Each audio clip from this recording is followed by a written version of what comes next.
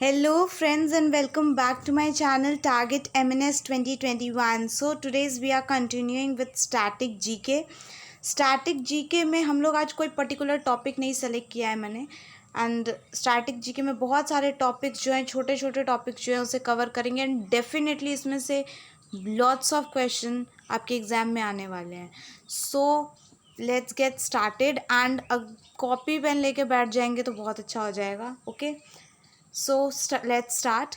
First is table tennis related cups. The cups which are related to table tennis. यहाँ पे 5 cups के नाम लिखे हुए. इसमें से जो इम्पॉर्टेंट है that is Corbillon cup and Swaythling cup. ठीक है. वाई? क्योंकि ये जो है स्पेसिफिकली वुमेन के लिए है कॉर्बिलॉन कप एंड स्वेथलिन कप जो है स्पेशली मेन के लिए है. तो ये दोनों कप्स बहुत इंपॉर्टेंट है टेबल टेनिस में. एंड बाकी जो एग्ज़ाम्स में मोस्टली आते हैं Jayalakshmi cup, Ramanujan cup and Rajkumari challenger cup. Very important, Rajkumari challenger cup. तो एक बार फिर से रिपीट कर लेते हैं. जयलक्ष्मी कप आज आता है. ये फिर हो जाएगा Ramanujan cup, then Corbillon cup very important for women and Swaythling cup very important for men and Rajkumari challenger cup. These all cups are for table tennis. Next, Mughal empire rulers and tombs. कई बार बहुत ज़्यादा दिक्कत होती है कि मुग़ल एम्पायर्स जितने भी हैं उनके टॉम्ब्स को याद करना. ठीक है. किसका मकबरा कहाँ है और उनके नाम की पहले कौन आया था फिर कौन आया था. तो ऐसे याद करें कि दिल्ली डायनेस्टी नहीं, दिल्ली सल्तनत जब एंड हुआ, तो दिल्ली सल्तनत जब एंड हुआ तब लास्ट रूलर कौन थे ये भी क्वेश्चन पूछा जाता है. तो इब्राहिम लोदी जो थे लास्ट रूलर थे दिल्ली सल्तनत के. इब्राहिम लोदी के साथ ही एक वॉर हुआ था that is battle of Panipat first. वो बाबर के साथ हुआ था एंड इसमें बाबर ने इब्राहिम लोदी को हराया था एंड उसके बाद से ही मुग़ल एम्पायर का स्टार्ट हुआ वहाँ से. तो सबसे पहले मुग़ल एम्पायर में थे बाबर के बाद बाबर के बेटे थे वो थे हुमायूं के बेटे अकबर के बेटे जहांगीर जिनका नाम सलीम भी था, जहांगीर के बेटे शाहजहां और शाहजहां के बेटे औरंगज़ेब. तो Aurangzeb was the last ruler for Mughal empire. Last नहीं बोलेंगे. ठीक है. इम्पॉर्टेंट यहीं तक आता है एग्ज़ाम में इसलिए यहीं तक डिस्कस कर रहे हैं. फर्स्ट जो थे वो थे बाबर. तो बाबर का जो टॉम्ब था वो था काबुल में. बाबर का टॉम्ब काबुल में था. ये इंडिया में तो अभी नहीं है. हुमायूं का दिल्ली में है टॉम्ब. अकबर का सिकंदराबाद, जहांगीर और शाहजहां इन दोनों का लाहौर में है टॉम्ब एंड औरंगज़ेब का औरंगाबाद. सबसे ईजीएस्ट जो टॉम्ब है याद करना वो औरंगज़ेब का है क्योंकि औरंगाबाद हो जाएगा. औरंगज़ेब औरंगाबाद एक ही है. ठीक है. जहांगीर और शाहजहां ये दोनों का लाहौर है. ठीक है. बाबर का हो जाएगा काबुल. ये यहीं से आए थे तो इनको यहीं पे दफना दिया गया. हुमायूं का दिल्ली और अकबर का सिकंदराबाद. अकबर के ऊपर बहुत सारे क्वेश्चंस आते हैं तो इसे बिल्कुल भी मिस मत कीजिएगा, बहुत इंपॉर्टेंट है. इसका ट्रिक क्या है? इसका ट्रिक है भादसा कादेसिलाबाद. ठीक है.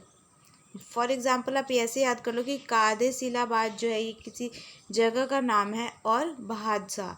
तो बी जो हो जाएगा, बी से बाबर, एच से हुमायूं, ए से अकबर, जे से जहांगीर, एच से शाहजहां और ए से औरंगज़ेब हो गया. और कादिसिलास्तान में का जो है ये हो जाएगा Kabul, D E Delhi, S I Secunderabad, L A Lahore 2 बार हो जाएगा और औरंगाबाद का बाद इधर दे रखा है. ओके. इस तरीके से आप इसे याद कर सकते हो. फिर है IGMDP. Very very very important. इसका फुल फॉर्म होता है integrated guided missile development program. ये दिख नहीं रहा होगा अभी आपको. 1 second. IGMDP integrated guided missile development program. IGMDP. तो ये जो प्रोग्राम है ये स्टार्ट हुआ था इन द ईयर 1982 से 83 के बीच में इसे स्टार्ट किया गया था. ओके।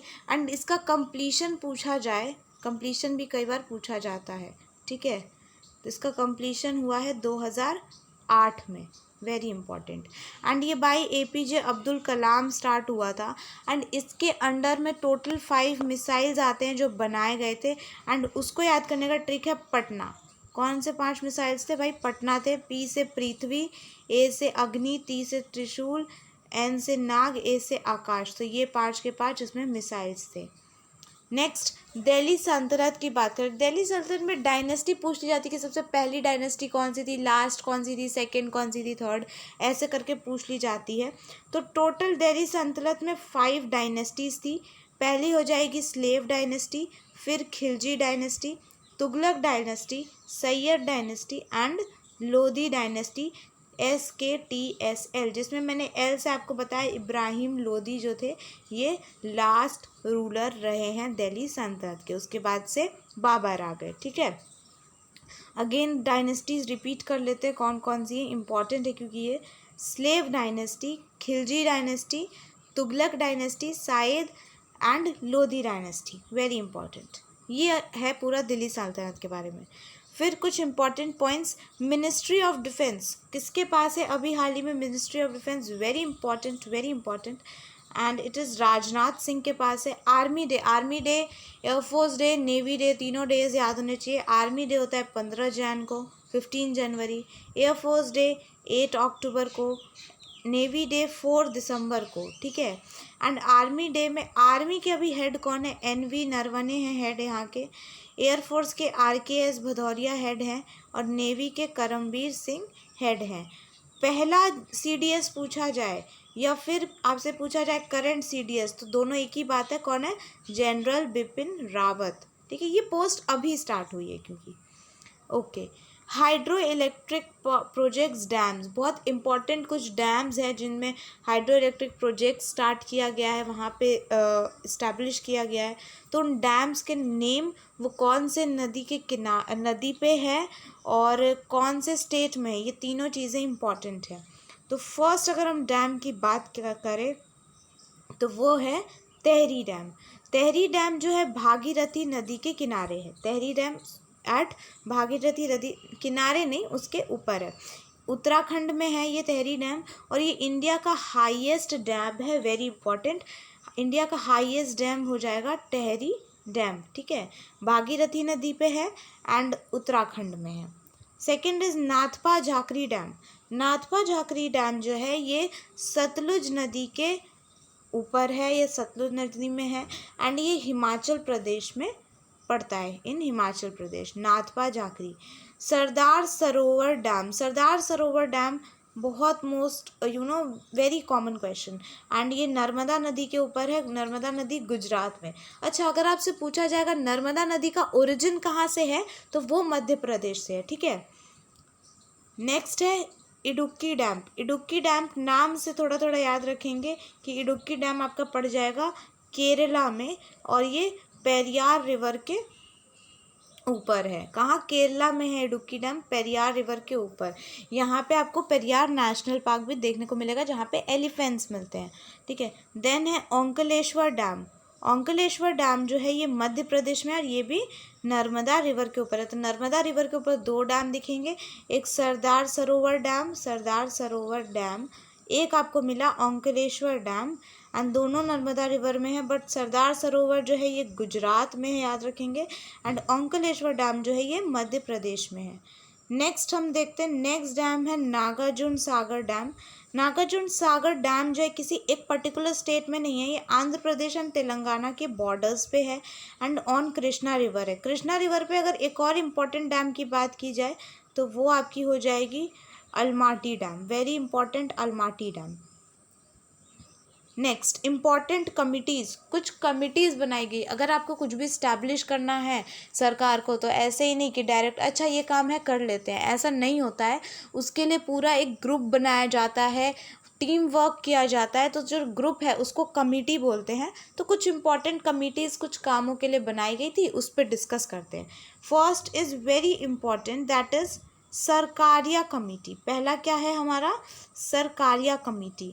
ये कमेटी बनाई गई थी ताकि जो कि सेंट्रल गवर्नमेंट है और स्टेट गवर्नमेंट है उन दोनों के बीच का रिलेशनशिप अच्छा हो और बैलेंस ऑफ पावर किया जा सके, दोनों को इक्वली पावर डिस्ट्रीब्यूट किया जा सके। इससे आप ऐसे याद रख सकते हो कि सरकारिया मतलब सरकार, ठीक है, मतलब गवर्नमेंट, तो ये गवर्नमेंट रिलेटेड है। कौन से गवर्नमेंट? सेंट्रल एंड स्टेट, दोनों गवर्नमेंट के relationship and balance of power को एग्जामिन करता है सरकारिया कमेटी। नेक्स्ट है Narasimhan committee, very very important. ये बैंक रिफॉर्म से रिलेटेड है, बैंक रिफॉर्म से रिलेटेड है नरसिम्हन कमेटी। नेक्स्ट अगर हम बात करें तो that is Raja Chalia committee. ये इतना पूछा नहीं जाता है बट एग्जाम्स में कई बार आ जाता है। राजा चालिया कमेटी ये टैक्स रिफॉर्म्स, कर से रिलेटेड है राजा चालिया कमेटी। नेक्स्ट है स्वामीनाथन कमेटी। स्वामीनाथन कमेटी जो है मिनिमम सेलिंग प्राइस से रिलेटेड है, ठीक है, किससे रिलेटेड है? मिनिमम सेलिंग प्राइस से रिलेटेड है स्वामीनाथन कमेटी। ये कमेटी बनाई गई थी ताकि पर्टिकुलरली डिसाइड किया जा सके कि कौन सा जो अनाज है या कौन सा कोई कुछ भी चीज़ कितने मिनिमम उसका सेलिंग प्राइस होना चाहिए, उसके लिए उसको फिक्स करने के लिए इस कमेटी को बनाया गया था। डायरेक्टली अगर पूछा जाए तो ये सैलरी ऑफ फार्मर्स की सैलरी से रिलेटेड है। Next is Kelkar committee, very important.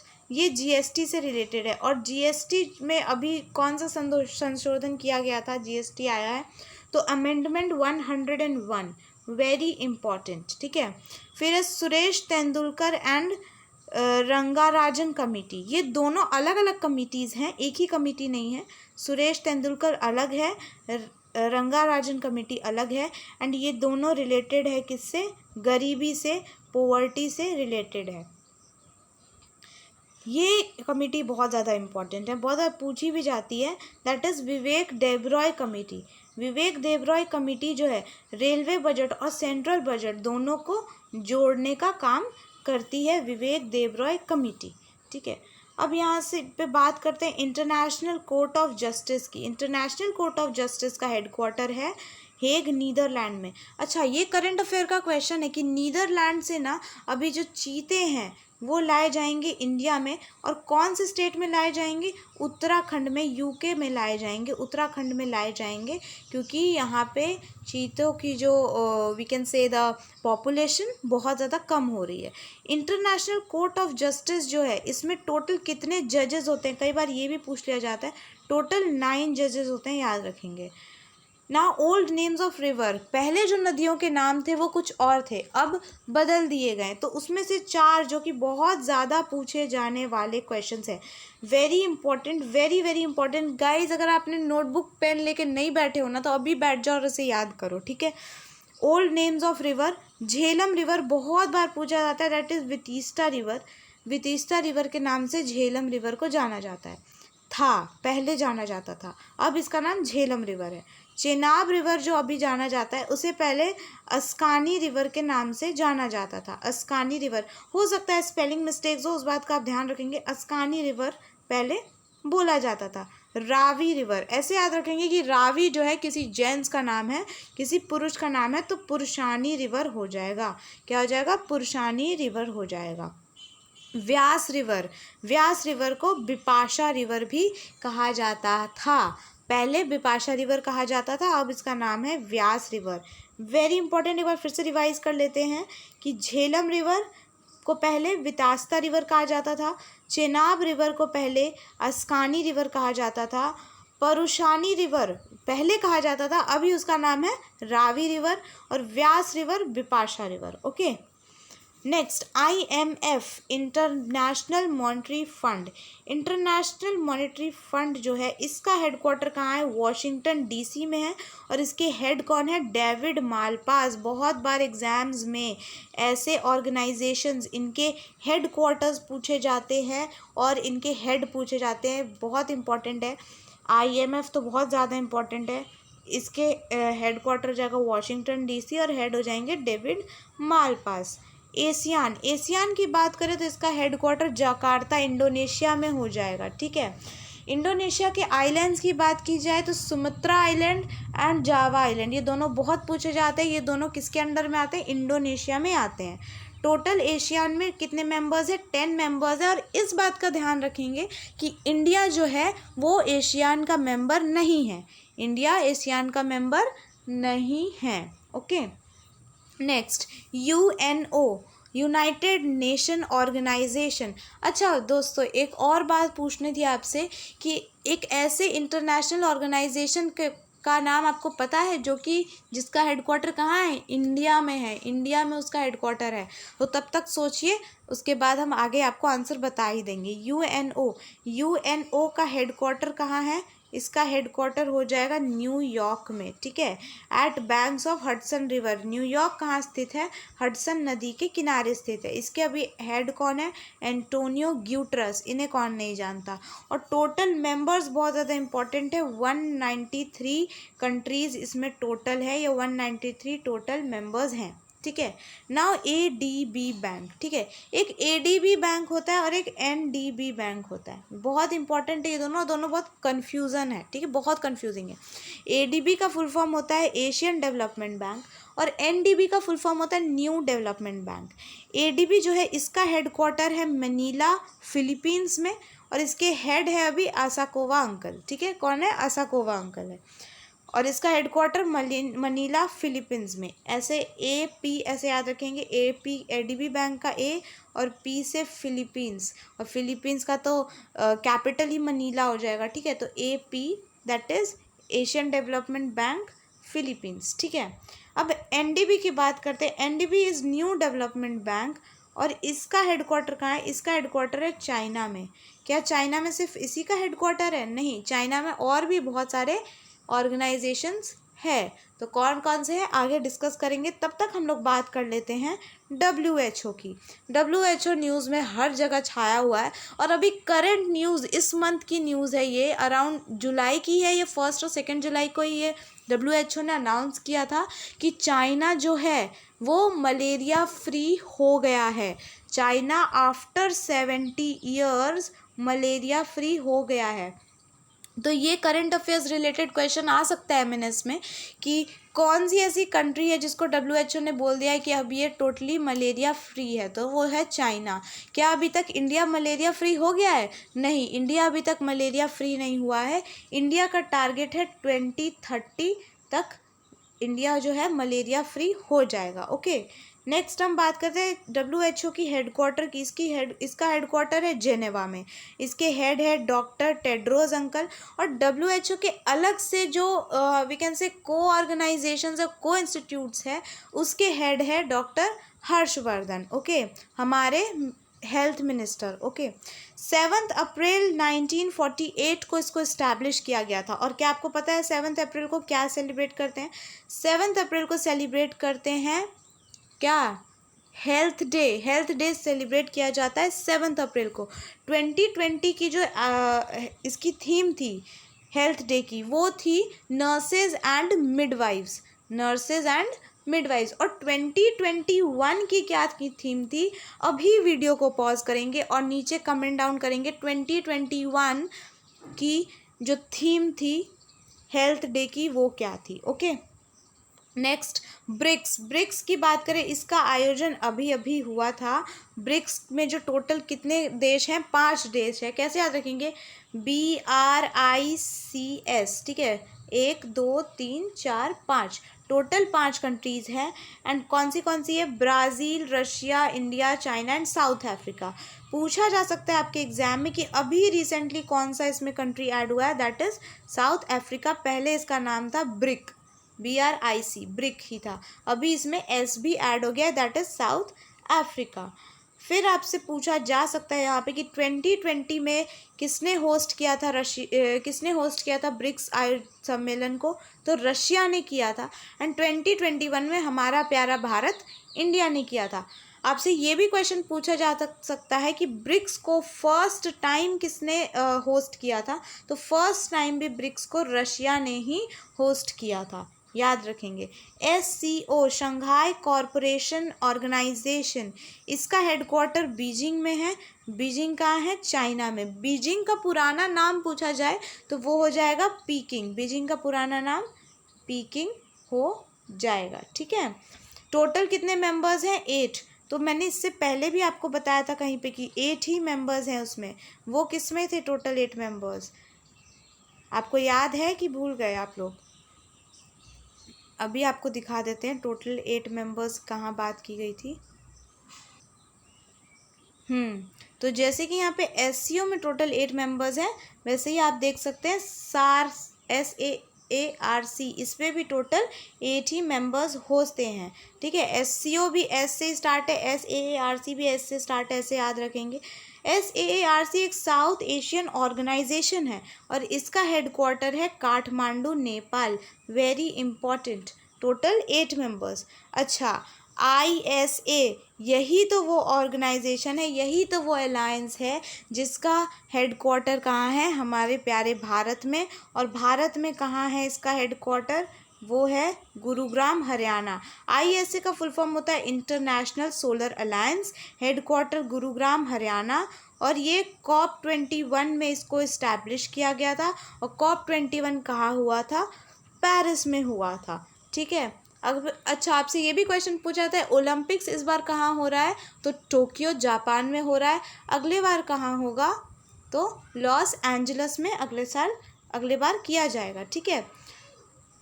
तो आई होप आपको ये जो सेशन है पसंद आया होगा, इसमें बहुत कुछ आपका रिवाइज हुआ होगा।